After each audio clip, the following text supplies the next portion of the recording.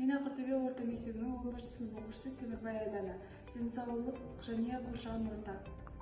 Мақсаты адам денсаулығына қоршаған ортаның әсерін ғылыми тұрғыдан талдау, экологиялық факторлардың аса ықпал ету жолдарын анықтау, табиғатты қорғаудың маңызын түсіндіру арқылы экологиялық мәдениетті қалыптастыру. Мақсаты міндеттері адам денсаулығына зиян келтіретін экологиялық факторларды талдау. Адам денсаулығы қоршаған ортамен тығыз байланысты. Таза су, сапалы ауа, экологиялық таза тағам денсаулық кепілі. Қоршаған ортаның ластануы адам ағзасына кері әсерін тигізуде. Бірінші, қоршаған орта және денсаулық. Қоршаған орта сапасы адамның физикалық және психикалық саулығына тікелей әсер етеді. Ауаның ластануы тыныс алу ауруларының жүрек тамыр және онкологиялық дерттерді тудырады. Дүниежүзілік денсаулық сақтау ұйымының мәліметі бойынша жыл сайын шамамен 7 миллион адам ауа ластануымен көз жұмады. Біздің зерттеу жұмысымыз бойынша біздің тұрғылықты мекеніміз Ақтөбенің негізгі ластану көздері болып, мал сою орындары, кірпіш зауыты, табиғи газ кешені тұрмыстық қалдықтар болып табылады. Осы жұмыстар аясында біз Таза Қазақстан акциясын ұйымдастырдық. Мен еріктілер тобын құрып, ауылымыздың мекемелерінің ауласын тазарттық. Мысалға болсақ, мектеп, әкімшілік орындар және де тағы да басқа жерлерді тазартумен айналыстық.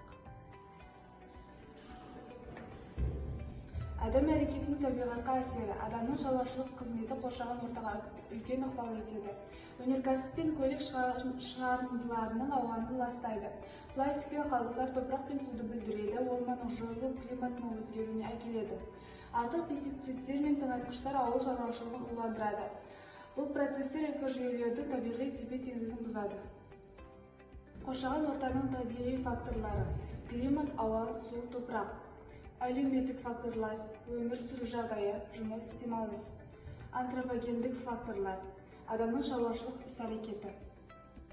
Ластанудың адам денсаулығына әсері: тыныс алу аурулары, астма, бронхит, аллергиялар мен тері аурулары, асқазан, ішек аурулары, лас су мен тағамнан пайда болатын аурулар, қатерлі ісік және иммунитеттің төмендеуі.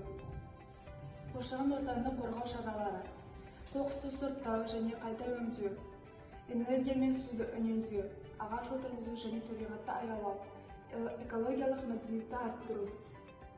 Менің ұсынысым және атқарған міндеттерім: түрлі экологиялық акциялар жасау, тазалық шараларын және сенімділікті жоспарлау, еріктілер тобын құру, орман шаруашылығы мен мамандарымен бірге отырып жұмыс жасау.